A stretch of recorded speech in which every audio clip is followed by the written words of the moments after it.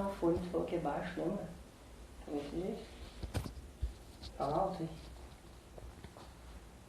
Davis, me diz se tu tá ouvindo.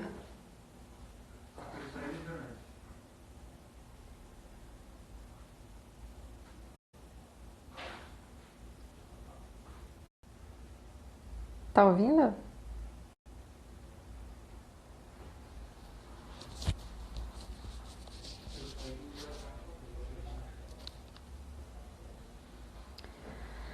Eu tô. Tão ouvindo? Tranquilo? Pessoal, tá bem atrasado pelo que eu tô percebendo. E vamos tocando assim. Deixa eu chamar o Natanael.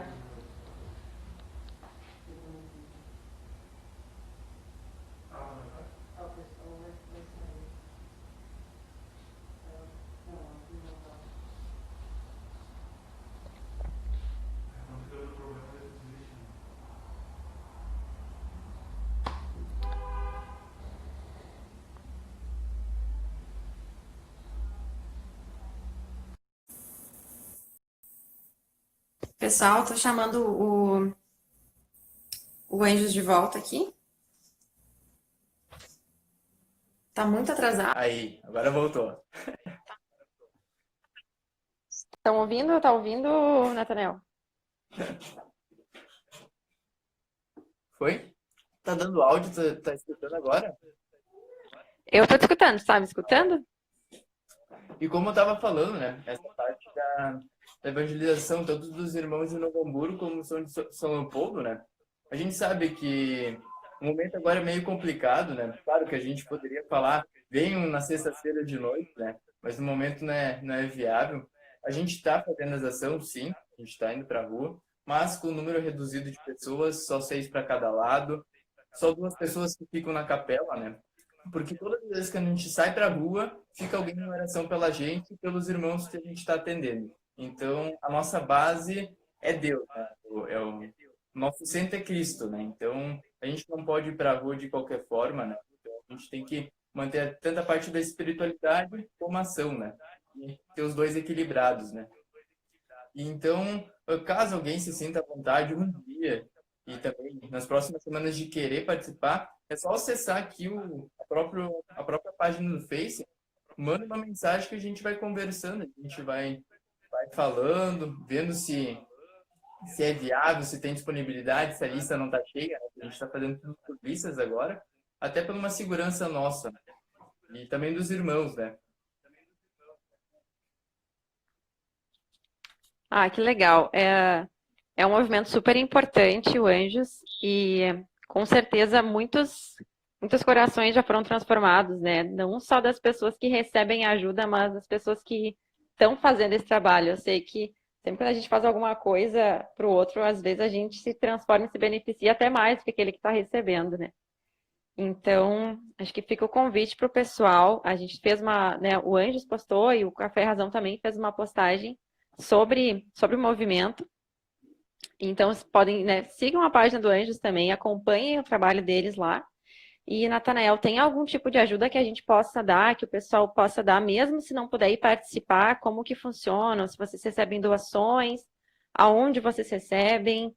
Como que a gente poderia, aonde a gente poderia levar isso, né? Se tem algum horário específico, algum local específico, se tu quiser ainda explicar isso pra gente. Claro, claro. Então, nossa sede, então, é na Paróquia Sagrado Coração de Jesus da Santa Afonso. Mas o grupo, né, ele é formado por toda a diocese, né? Pessoal de Sapiranga, Campo Bom, Guti, Cansa Velha, Novo Hamburgo, São Leopoldo. Então, muitas vezes, vêm doações de diversos lugares. Muitas vezes fica ruim para a pessoa levar até a paróquia, né? Então, muitas vezes os membros do próprio grupo vão em busca, né? Vão até as pessoas que têm as doações, né?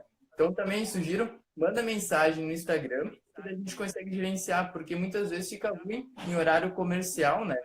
E na paróquia, e na secretaria deixar lá, né? Então, só ir conversando com a gente que a gente vai em busca das doações aí.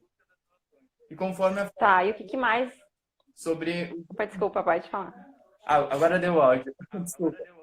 Então, conforme a Flávia falou, né, todos os itens estão naquela publicação, né? Então, é bem. bem tranquilo, é só olhar ali, ver os vídeos que a gente mais está necessitando, que nessa época, roupa masculina, roupa de inverno, que a gente necessita bastante. Tá.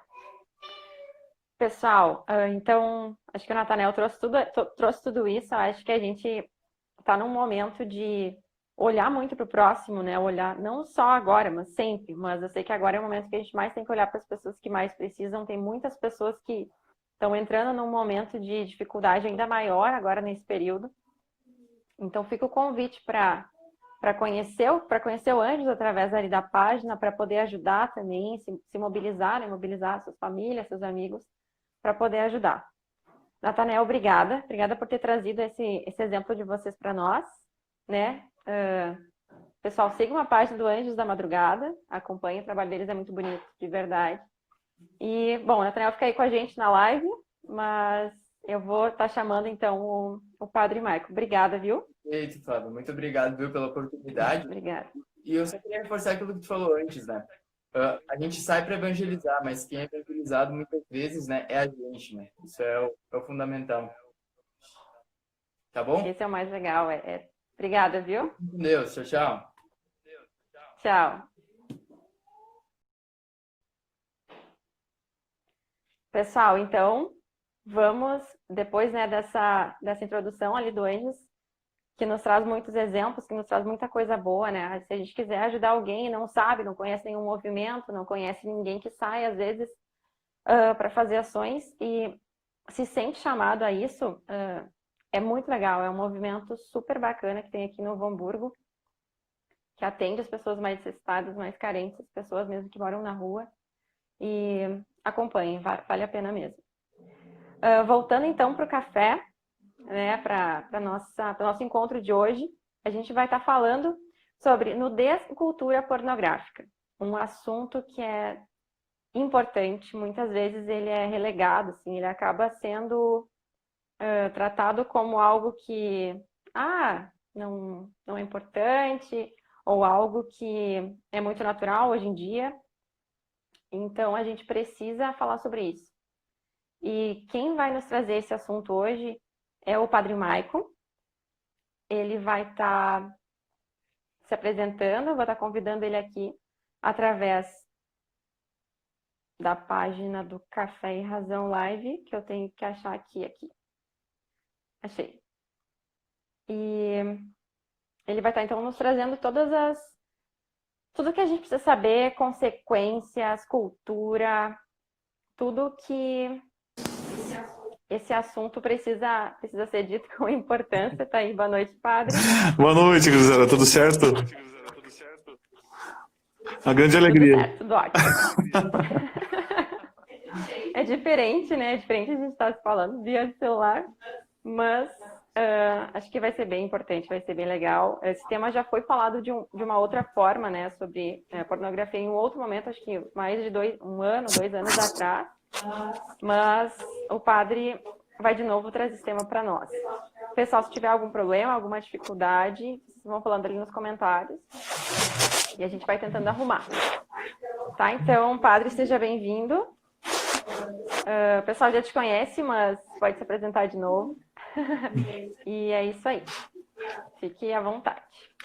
Muito bem, então, com uma grande alegria, participando novamente do Café e Razão, partilhando um pouquinho das coisas que a gente vai lendo por aí, que vai descobrindo, que vai rezando também, né? Então, eu sou o Padre Maicon, aqueles que não me conhecem. Sou pároco na paróquia Nossa Senhora do Rosário, no bairro Canudos, no Wiesenthal. E é uma grande alegria aqui. Eu sou bairrista, né? Eu sou natural de Canudos também. Então, eu estou em casa com todo mundo, né? Então, gente, o tema que foi convidado para falar hoje é sobre nudez e cultura pornográfica, né? Dá só um momentinho. Está com bastante eco. Estou falando com a minha assessoria aqui para ver o que eles podem fazer. Tá bom. Ó, gente, sem zoar, viu? Eu sei que vocês tudo me conhecem, que eu conheço todo mundo que vai ficar zoando aí, viu? Vamos se respeitar. Bom, vamos lá. Muito bem, gente. Nudez e cultura pornográfica. Bem, como uma introdução, o que eu não vou falar? Bom, eu não vou falar sobre moral. A minha abordagem, ela não vai ser uma abordagem moral. Eu não vou dizer o que pode e o que não pode fazer, porque eu acho isso um pouco chato. Tá? Essa que é a realidade. Eu acho que existem momentos para que a gente possa fazer isso, né? Acho que existem momentos que a gente tem que dizer o que é certo e o que é errado, enfim, e não estou negando isso, não estou negando a verdade. Mas nessa abordagem não vai ser moral, tá? Não vou falar também das origens históricas dos movimentos feministas, dos movimentos machistas, ao modelo de luta de classes marxista, né? Não vou falar disso, não é essa abordagem também. Por outro lado, eu também não vou desmascarar ninguém. Não quero desmascarar a cultura, não quero, né? Tá na moda essa palavra aí. Não quero dizer que existe um plano contido na nova ordem mundial, promovido pela esquerda, de descaracterizar a família, o homem, a religião, porque isso aí tudo já está muito chato também. Com todo respeito a quem adora esse tema, eu não vou falar mais do mesmo. Espero, né? O que mais eu não vou falar? Bom, não vou falar também da doutrina da igreja. Embora, claro, eu não vai esquecê-la, sobretudo porque eu sou padre. E se o dia que eu esquecer a doutrina da igreja, também eu estou com um problema meio sério, né? Então, a minha abordagem ela vai ser como? Vai ser estilo mais ou menos antropológico existencial, tá?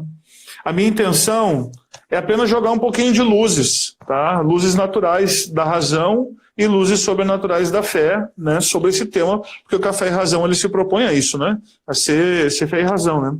Claro, na medida que a gente for aprofundando um pouquinho mais, surgirá um apelo um pouco mais moral, logicamente. Mas não sou eu que vai falar, né? Esse apelo moral ele vai surgir de dentro de você, que está escutando. Então, esse caminho ele é um pouco mais trabalhoso, mas talvez dê um pouquinho mais de resultado, né? Enfim. Bem, queridos, vocês vão perguntando, vão falando aí que a nossa assessoria de comunicação aí está atenta a todas as perguntas, para que não deixe passar nada para o final, tá bom?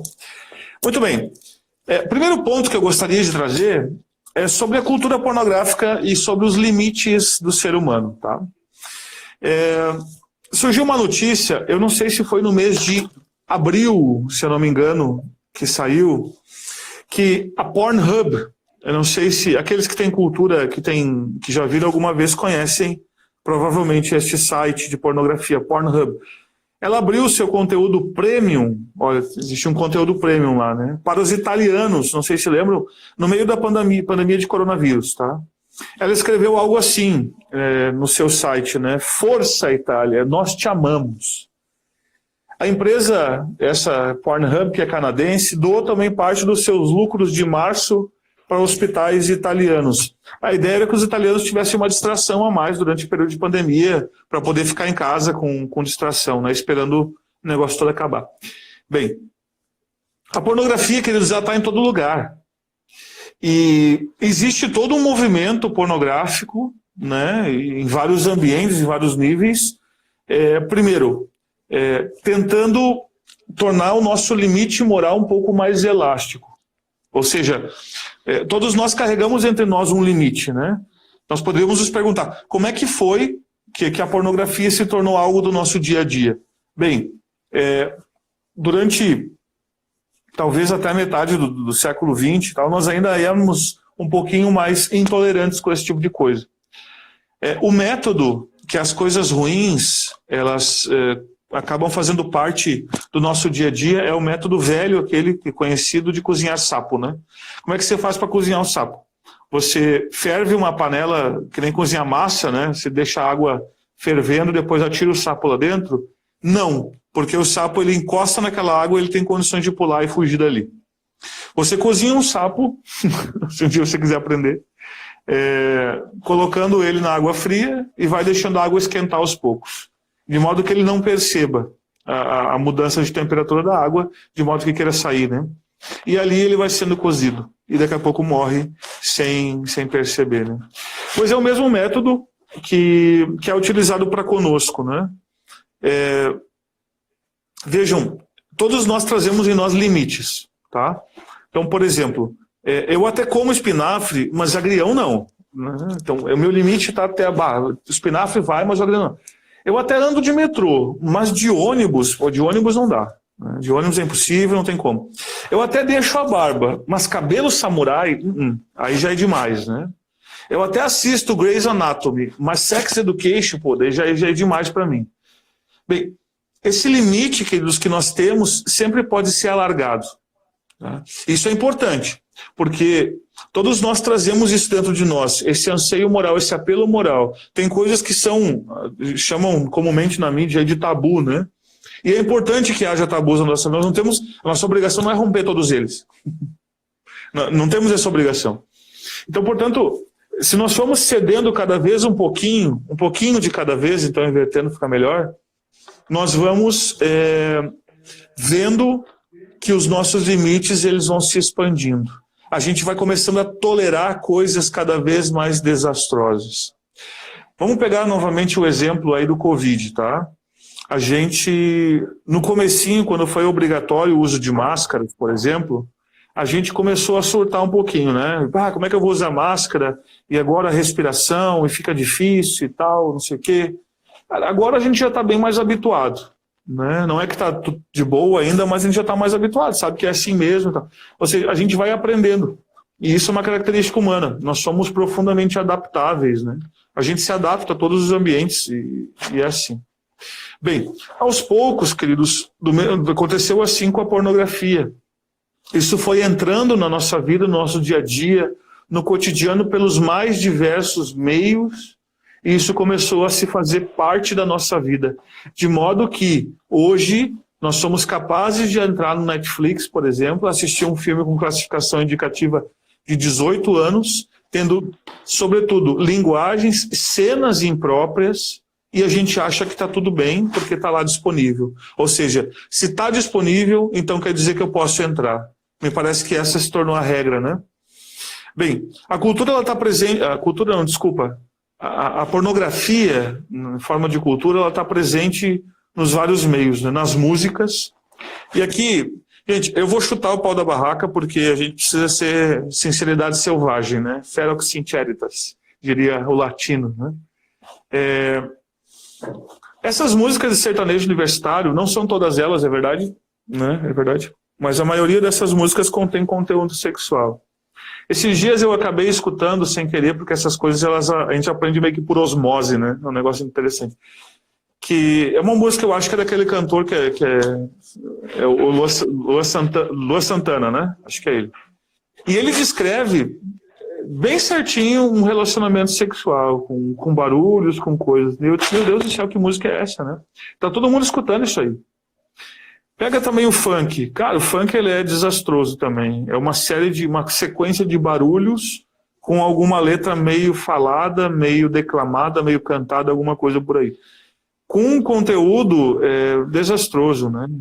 Claro, o problema é isso, é o dia a dia das pessoas. A gente poderia se perguntar, as pessoas cantam isso porque elas vivem isso ou elas acabam vivendo isso porque acabam cantando isso? Eu acho que existe os dois sentidos, né, que a gente poderia dizer, né, de qualquer modo. Bem, a pornografia está presente também na literatura, né? Basta ler aí 50 Tons de Cinza, por exemplo, que é um livro tipicamente feminino, porque não trata explicitamente de descrição de atos sexuais, mas ela vai tratando de uma pornografia onde a mulher tolera, né? Porque, em geral, ainda eu acho que as mulheres elas têm um senso assim, de nojo, né, desse conteúdo pornográfico. Mas se ela for aos pouquinhos, ela acaba entrando, né, num diálogo, numa relação mais romanceada. Mais ou menos a pornografia feminina que atrai mulheres, na verdade, ela é mais ou menos assim. Né? Pornografia, claro, está presente em vídeos que você assiste. E desculpa, mas eu vou generalizar, eu sei que existem problemas nas generalizações, mas se você tem um grupo de homens, por exemplo, de WhatsApp, da sua empresa, provavelmente você recebe conteúdo pornográfico. Tá? Grupos de WhatsApp de homens para qualquer fim, o do futebol, provavelmente você recebe pornografia, se é que você não manda também, né? De novo, estou generalizando, mas é um pouco o nosso mundo, né? Depois, nas artes em geral, quem não lembra aquele famoso, sei lá do que chamar aquilo, uma peça, não sei. Eu acho que foi no MASP, se não me engano, no Museu de Arte de São Paulo, que teve há uns 2 ou 3 anos atrás, onde várias pessoas nuas fizeram um círculo, abaixaram-se de modo que ficaram com as suas pernas retas, mas o seu tronco, assim, alguma coisa como 90 graus, né? E todos, em círculo, colocavam seus dedos nos ânus uns dos outros, né? E isso disseram que era um grande movimento de arte, né? Algo artístico. E houve uma grande aclamação popular, dizendo que aquilo era uma grande besteira, que era um negócio horroroso, né? E de fato, né? Então, a arte em geral, hoje, no nosso século, ela também está cheia de conteúdo pornográfico. E tá aí, né? Nas conversas, tá? Conversas de WhatsApp, conversas de rede social, chats, então tá por aí, né? Tá cheio de coisa. Também está presente em videochamadas, né? Quantas pessoas por aí começam a ficar acordadas até tarde, ali zapeando, mexendo no telefone e tal, começam a fazer chamadas de vídeos e começam a brincar de nudez com as outras pessoas, quando não muito, acabam mandando fotos e esse tipo de coisa, né? Então, o nome daquele absurdo da arte ali é macaquinhos, é verdade. Esse era o nome, né? Sabe Deus por quê? Os macaquinhos não sei se brincam assim. Em todos os casos, a arte, a pornografia, ela tá por tudo. E qual é o problema? É porque ela virou cultural. E se ela virou cultural, ela virou costume. Vejam, dá para entender cultura, vamos entender o seguinte. A cultura, ela está para a sociedade como a virtude ou o vício está para o homem, para uma pessoa. Então, como é que você faz para adquirir uma virtude? Você precisa escolher um ato bom, tá? E fazê-lo, repeti-lo várias vezes ao longo do seu dia, várias vezes ao longo da semana, até que aquilo comece a sair mais naturalmente. O exemplo talvez mais famoso, mais clássico é aquele de acordar na hora da manhã sem utilizar o soneca, né? Então como é que eu faço para adquirir essa virtude de acordar rápido, de sair fora da cama? Bom, eu preciso acordar uma vez. Tá? Essa uma vez que eu acordo na hora, pulo fora da minha cama, um minuto heróico, né? Ainda não é virtude, é um ato virtuoso, mas não é uma virtude. No segundo dia, é mais fácil do que o primeiro. O terceiro, mais fácil que o segundo e o primeiro. O quarto, mais fácil que os antecedentes. Então, a partir de quantas vezes eu consigo criar uma virtude, né? Olha, não dá para dizer precisamente. Mas existem alguns estudos interessantes que falam para você criar um hábito bom, e virtude é um hábito bom, né? É uma disposição habitual e firme em fazer o bem, que em torno de 21 dias você adquire uma virtude se você repetir um ato bom. Bem, quanto tempo você precisa para adquirir um vício? Vício contrário de virtude. Bom, então você escolha um ato ruim e comece a repeti-lo. Então, por exemplo, comece a dormir todos os dias durante a aula. Você vai ver que seu organismo vai começar a acostumar com aquilo e, portanto, você vai adquirir um vício em bem menos tempo que levaria para adquirir uma virtude. Porque a nossa natureza humana, ela é um pouco mais relaxada, né? Ela eu te diria em teologia, uma natureza pecaminosa, né? Ferida de pecado original. E, claro, mesmo se eu não quiser utilizar a teologia para dizer isso, eu posso verificar no meu dia a dia que eu tendo a fazer coisas ruins se eu não me cuido, né? Então vejam, assim eu faço para adquirir uma virtude ou um vício, preciso repetir atos. Da mesma forma, queridos, na sociedade, uma sociedade viciada, ela produz, claro, coisas ruins. Uma sociedade virtuosa produz coisas boas. Então, portanto, uma sociedade que repete atos bons é uma sociedade que de fato é boa, né? Uma sociedade que fica repetindo atos maus é uma sociedade ruim e, portanto, forma cultura. Isso aqui é o importante. A cultura, ela se estabelece dentro de uma sociedade na medida que a sociedade vai repetindo aqueles atos. E aqueles atos da sociedade são atos reflexos também do ser humano individual. Bom, apenas alguns lampejos para a gente entender o que é cultura, como é que isso se estabelece, né? A cultura ela não é tão espontânea assim. A gente pode formar cultura, a gente pode estabelecer cultura, criar cultura também. Isso é interessante, né? Essa cultura pornográfica, ela foi criada, claro, por pessoas que tinham aí os seus fins lucrativos, né? Porque se é verdade que, por um lado, o marxismo ele destrói muitas coisas, por outro lado, o capitalismo selvagem ele também é capaz de destruir qualquer coisa, né? Então, por quê? Porque o livre mercado sozinho ele é burro, né? Ele não sabe pensar, ele atropela qualquer um. Então, basta ver agora o preço que vai chegar os medicamentos e vacinas contra o coronavírus, por exemplo, né? Então, tem alguém interessado em ganhar dinheiro, é sinal que alguém vai perder, e vai perder muito, né? Então, nas propagandas, falando de cultura novamente, cultura pornográfica, né? Nas propagandas está cheio. O mais clássico antes era propaganda de cerveja, né? Com mulheres, enfim. Agora é propaganda de futebol, são lojas de roupas. Cara, você vê propaganda, sei lá, não vou dizer nomes aqui, mas lojas comuns, super conhecidas, lá com pessoas seminuas. O mais legal é a propaganda daqueles perfumes, internacionais, que é o que tem alguém falando em francês, né? Bota uma fragrância de perfume, a pessoa pula no mar e sai todo se seduzindo, seminu, o negócio. Cara, precisa disso para uma propaganda de perfume? A pergunta é essa, né? E por que existe isso? Porque isso nos atrai. Então, portanto, esses nossos limites que falava no começo, eles vão sendo rompidos.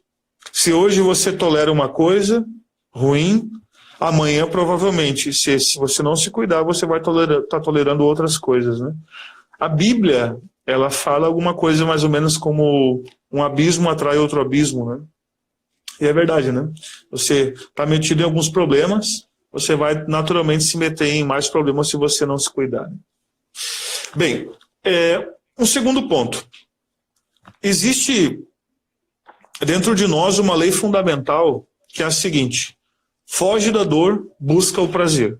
Foge da dor, busca o prazer. Isso fica dentro de nós como um refrão, né?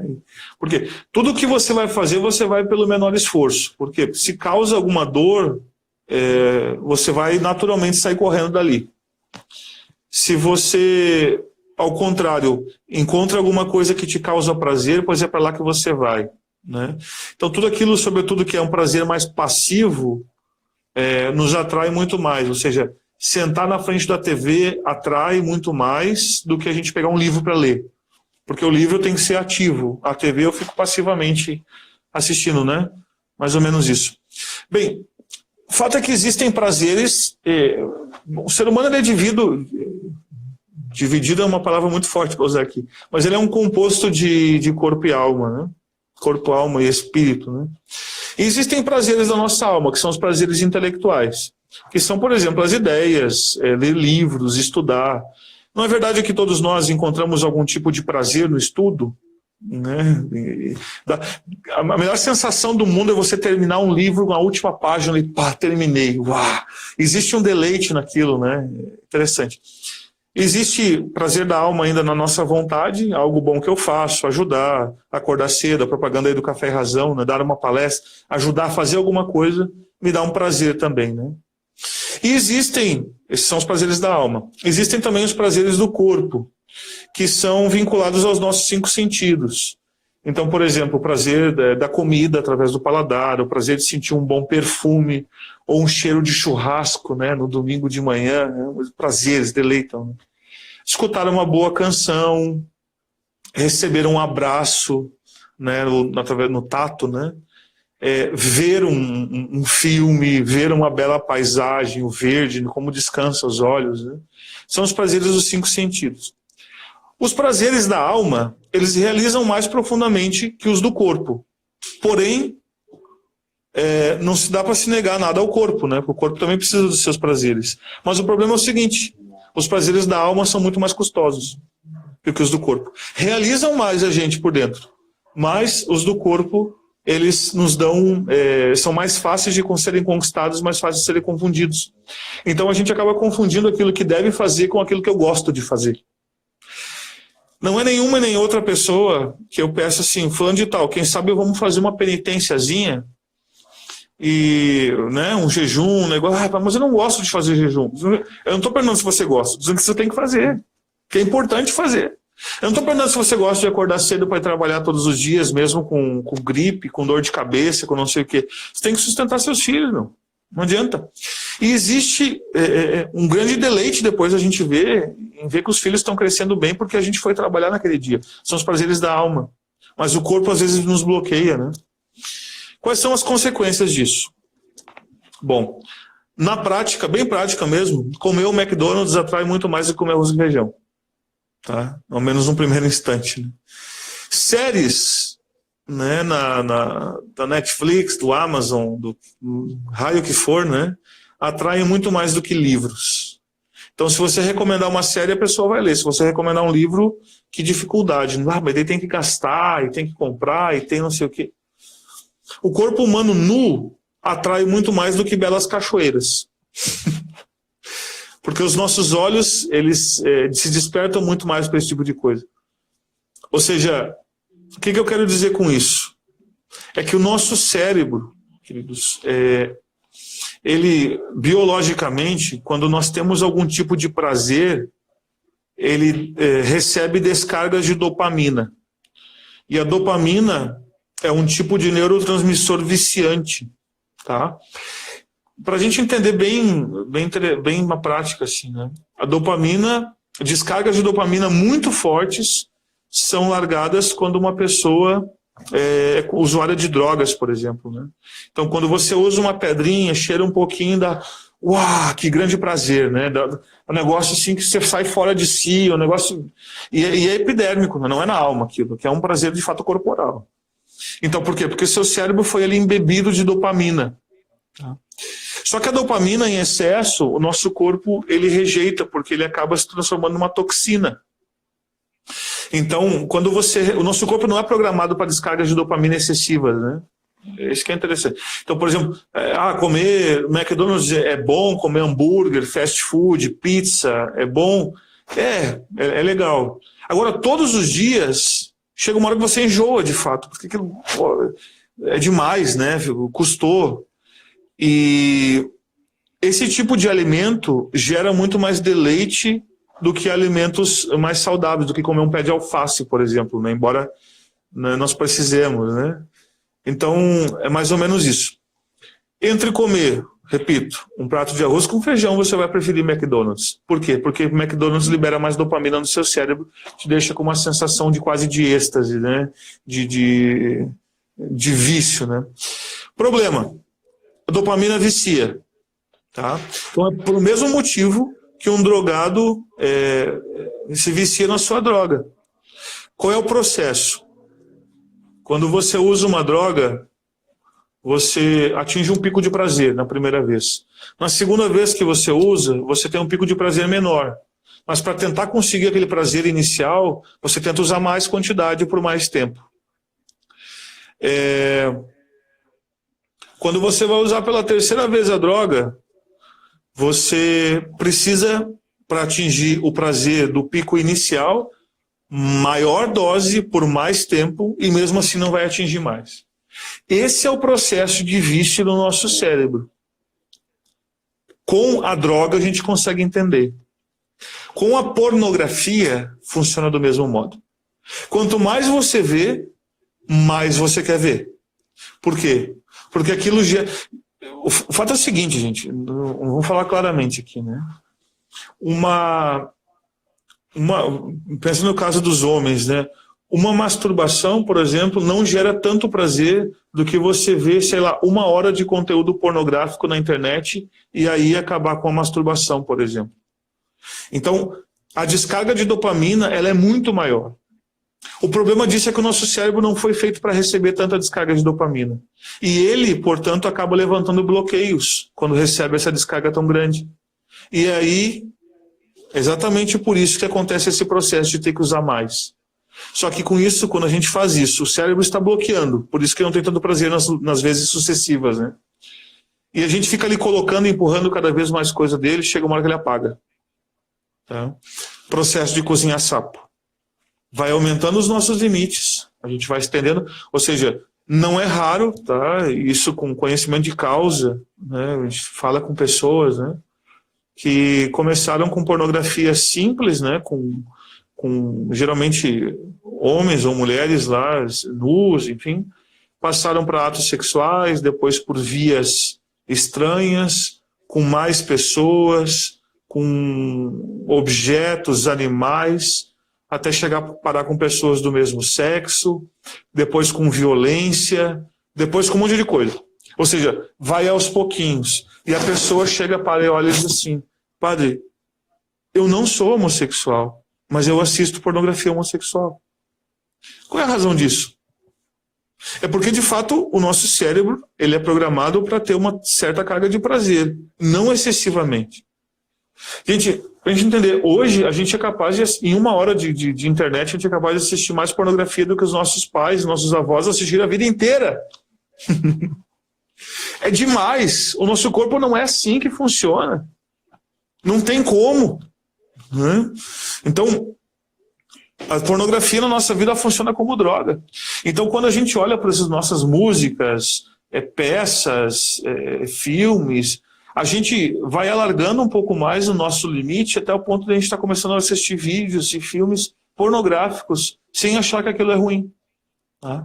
Então, isso é interessante. Nós somos movidos pelo prazer. E se aquilo nos gera muito prazer, biologicamente nos gera dopamina e o cérebro acaba tentando se proteger disso.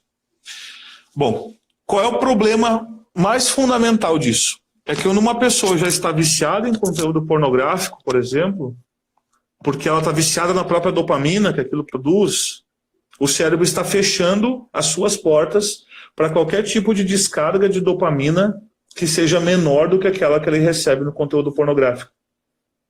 Na prática, o que significa?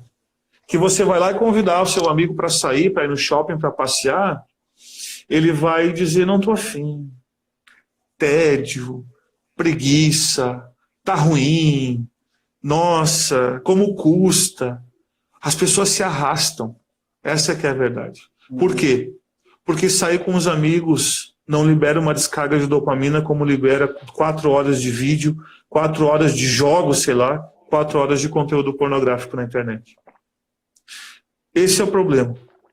O problema também é que já existem estudos que comprovam que, claro, a pornografia, o consumo pornográfico é uma droga, de fato, que afeta, e que existem já exames neurológicos que comprovam que o excesso de pornografia, assim como o excesso de droga, acaba diminuindo o córtex pré-frontal, né, que é esse lugar do nosso cérebro responsável pelos nossos juízos morais, né, pelas nossas valorações.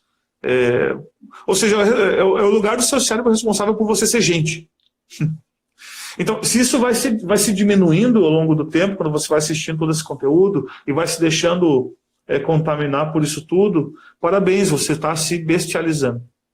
Você está, ou melhor, você está virando uma besta, uma besta quadrada. Ou seja, nada mais te atrai, você não consegue mais ler um livro, você não consegue estudar, sobretudo se aquelas pessoas que já são viciadas já acabam assistindo no meio do seu trabalho, no meio dos seus estudos. Problema. Então, portanto, isso é interessante a gente saber. Não está tudo bem a gente conviver com pornografia em nosso meio. Não está tudo bem a gente fazer com que os nossos limites sejam alargados de modo que a gente tolere filmes. E esse é um outro problema, né, gente? A gente vai assistir filmes ali, você bota um filme com classificação indicativa de 14 anos, já tem cenas de nudez e de pornografia. Bom, talvez pornografia não, mas nudez certamente tem. Então, por quê? Porque o limite da sociedade, daqueles que fabricam esse tipo de conteúdo, está muito mais largado. Né? Bem, esse é um outro ponto, então, que eu gostaria de falar. Depois, uma outra ideia que eu gostaria de jogar para cima aí, eu gostaria de lançar uma pergunta, né? A nudez, ela revela uma pessoa ou ela esconde uma pessoa?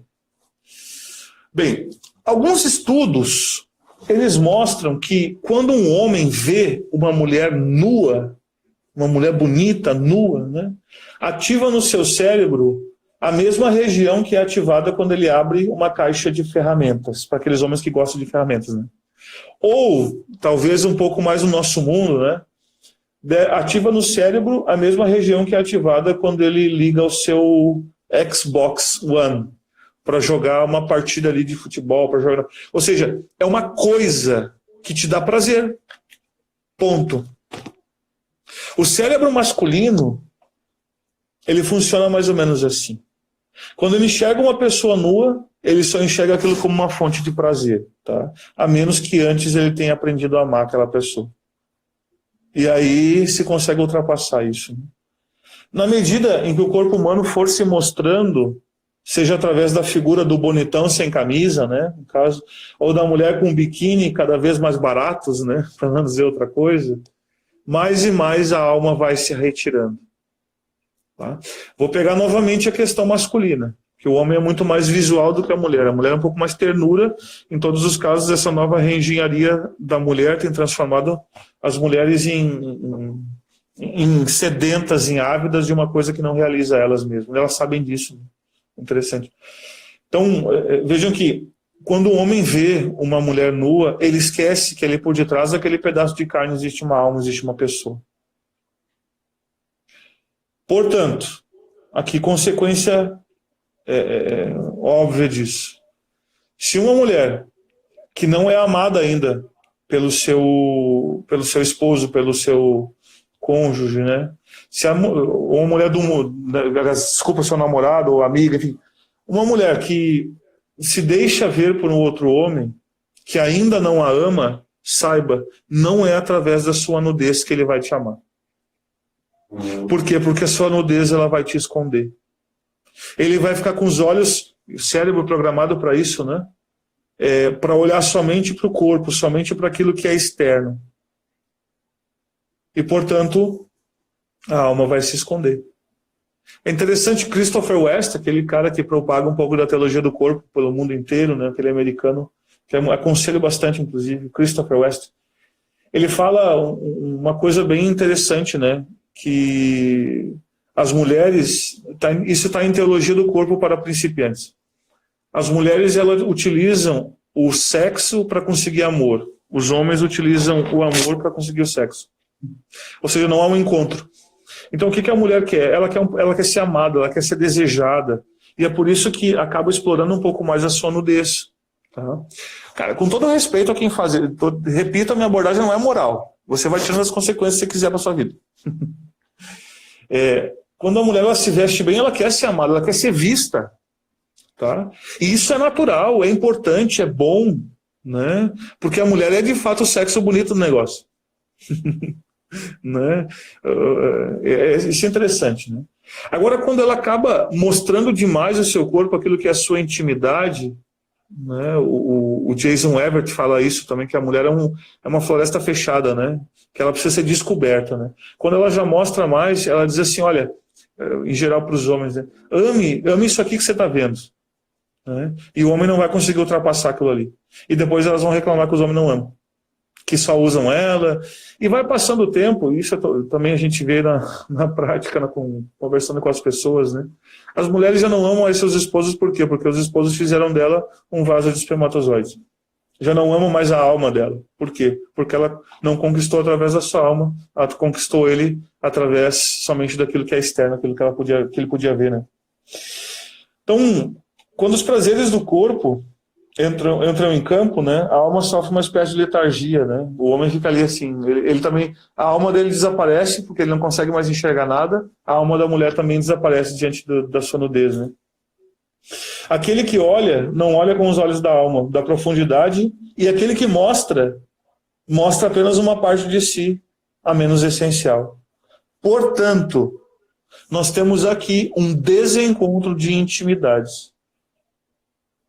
Desencontro de intimidades. Ou seja, você se encontra com a outra pessoa somente com aquilo que é mais externo dela.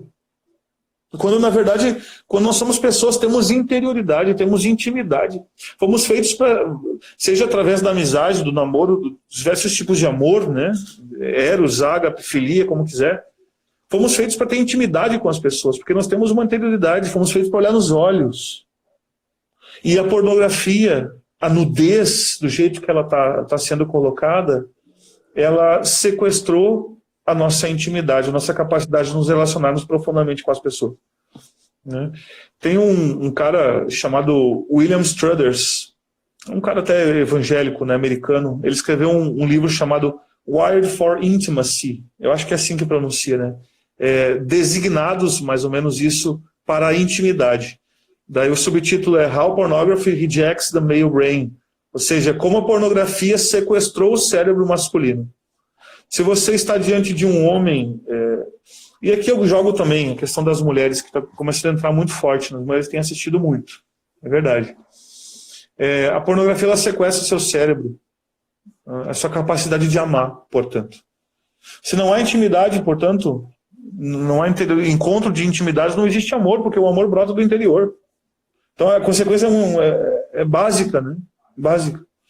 Deixa eu trazer um negócio interessante que eu achei numa reportagem, até não lembro de onde que é a reportagem, mas que diz que agora no tempo de pandemia, né, a Prefeitura de Nova York, entre tantas outras, aconselhou os cidadãos da sua cidade a se masturbarem e a procurar encontros por vídeo, sexting ou salas de bate-papo. Interessante. Para justificar a medida, os especialistas defenderam como uma forma de aliviar a tensão para o pessoal estar preso dentro de casa, né? Então se alivia a sua atenção aí assistindo conteúdo pornográfico. É terrível, né? Ou seja, assista conteúdo pornográfico, alivie as suas tensões, obtenha prazer e torne-se uma ameba. Perca seu cérebro, perca sua capacidade de amar. Porque a pornografia, esse tipo de conteúdo, sequestra a nossa capacidade de amar. Bem, e quanto à nudez, né? O que a gente poderia dizer sobre a nudez em si, né? Bem, primeiro que, graças à nossa natureza meio que pecaminosa aí, a gente chama de pecaminosa porque, enfim, né, a gente carrega essas marcas dentro de nós, né? A nudez para nós hoje é a antessala da pornografia. Exceto se for um casal, né? Um casado tem essa... A nudez é um pouco assim, né? Então, em geral, nós não conseguimos ver uma pessoa nua e apreciar e dizer, nossa, que bela obra de Deus, né? Como Deus fez. Não, geralmente não vai ser assim, não. Geralmente os pensamentos serão outros. Por isso que a gente evita um pouco, né? A gente tem esse cuidado. O ser humano de hoje, profundamente marcado pela essa inclinação ao mal, ao uso das pessoas, não é mais capaz de ver uma pessoa nua do sexo oposto sem baixar a razão e aumentar a emoção. Então, porque ativam coisas, né? O pessoal fica...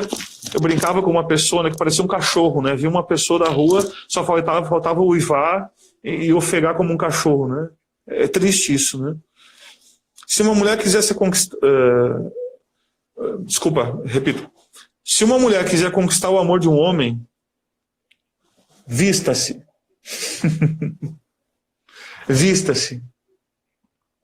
Isso é importante. E aí, claro, talvez vão vir aquelas que vão dizer, mas eu uso aquilo que eu quiser. Tudo bem, usa o que você quiser. Não estou aqui para dizer o que você tem que usar e o que você não tem que usar. Mas saiba, se você quiser conquistar o amor de uma pessoa, você vai conquistar o amor dela através do seu interior, e não através do externo, né? Então, portanto, a nudez, ela carrega um perigo para nós, né? A nudez, ela acaba escondendo um pouco daquilo que a gente é. Exceto em um caso, como eu já falei, se a pessoa já te ama antes. Se a pessoa te ama antes, ela é capaz de te ver nua e encontrar a transcendência do teu corpo. Ver que no teu corpo existe uma alma por detrás. Que o teu corpo revela a existência de uma alma pura, santa, que pode ser tocada, que pode ser conquistada e encontrada naquele instante, né? C.S. Lewis, deixa eu apresentar um livrinho que eu gosto pra caramba, né? Ele se chama, tá ao contrário ali, mas Os Quatro Amores. Eu tenho uma edição meio antiga, tem uma edição mais nova de capa dura, luxo, bem legal. É o autor das Crônicas de Nárnia, né? E ele fala, dos quatro amores que, segundo a teoria dele, eu achei uma coisa muito interessante, que eu preciso pegar aqui, interessante. Ele diz assim, a palavra naked, ou seja, nu, despido, do inglês naked, né? Era originalmente um particípio passado, diz ele. O homem pelado era o que tinha passado para o processo de naking, ou seja, de despir-se. O desundamento, do descascamento, o verbo era usado em referência a nozes e frutas, diz ele, o verbo naking, né? O homem nu sempre pareceu aos nossos antepassados, desde tempos imemoriais, não o homem natural, mas o anormal. Não o homem que se absteve de vestir-se, mas o que por algum motivo se despiu. Interessante, né, essa ideia? que parece que o homem natural para nós é o nu. Não, ele diz que talvez o homem natural seja aquele que estava vestido e o anormal, então, aquele que se tirou, o naked, né, que se despiu. E é um fato corriqueiro, qualquer um pode observá-lo no banheiro masculino, diz ele, de que a nudez enfatiza a humanidade comum e atenua o que é individual. Nesse sentido, somos mais nós mesmos quando vestidos. Com a nudez, os amantes deixam de ser simplesmente João e Maria. Ele e ela, universais, são enfatizados. Ou seja, o que ele está dizendo aqui, que eu achei bacana pra caramba, né? Que a nossa individualidade, talvez a nossa personalidade, ela é enfatizada muito mais pelo aquilo que a gente veste do que por aquilo que a gente retira. A nudez, se a gente botasse toda a humanidade toda pelada uma do lado da outra, né? A gente veria que aquilo ali é um universal, você não individualiza as pessoas. Né? É uma coisa só, todo mundo é como é tudo a mesma coisa, né? Portanto, a nossa roupa acaba nos individualizando também. Claro, isso aqui é um pouco, talvez um pouco externo, é verdade, né? Mas é interessante isso para a gente saber, né? Que, veja, né? Os caras jogam futebol lá, depois todo mundo vai pro vestiário, vai tomar banho, sabe? Cara, todo mundo é a mesma coisa, entendeu? Ninguém tá nem aí. O fato é esse, né? São as roupas, mais ou menos, que nos individualizam também, essa ideia do Lewis, né? Que eu achei interessante. Bem, o que dizer sobre a nudez na arte? Né? Bem, na antiguidade, culturalmente, retratava os deuses e os atletas nus. Né? Na Idade Média, graças à catequese cristã, cobriu-se então os corpos para que as almas que animavam, né, os corpos transparecessem, né? Muito mais as virtudes daquelas pessoas do que o próprio corpo. Né? No Renascimento, estou sendo muito breve aqui, né? Resgatou-se então essa antiguidade pagã, né, de trazer o nu novamente, né? E na modernidade, na arte, usa-se o nu como instrumento de inversão de valores, para chocar. Você pergunta para um artista agora moderno, né? Por que você fez essa arte aí, os macaquinhos, né? Ah, é para chocar. Cara, me parece que não é esse o papel da arte. Parece que o papel da arte é revelar o belo, né? Transcender, abrir portas para um outro patamar, né? Para uma outra realidade, né? E não só chocar, para balançar. Cara, quer chocar, né? A gente dizia, né? Antigo, acho que a minha mãe dizia isso. Quer aparecer, né? Você vai lá e pinta o bumbum de vermelho e sobe em cima do prédio, né? E na verdade é isso que o pessoal tem feito, né? Guardadas essas proporções, né? Existe também, queridos, aqui um outro ponto. Já vou terminar porque eu falo demais, né? Que é a questão dos nudes. Isso é uma questão dos nudes. Existe um termo no inglês que eles chamam de sexting, tá? Que é mais um sex com um texting. Ou seja, são mensagens de texto que o pessoal vai trocando, né, através, sei lá, de WhatsApp, não sei o quê, com conteúdo sexual, né? E aí o pessoal inventou, né, já que os amigos, né, às vezes ninguém pega ninguém, aquele negócio lá, usa essa linguagem, né, inventaram o frexting, que é a mistura de friends com sexting. Ou seja, somos amigos, não temos caso nenhum, mas a gente pode aí fazer uma chamadinha de vídeo, cada um na sua nudez, inventando um monte de coisa, né? Cara, tá muito em voga isso no meio dos jovens, né? O pessoal é muito inconsequente, né? Vive essas coisas, né?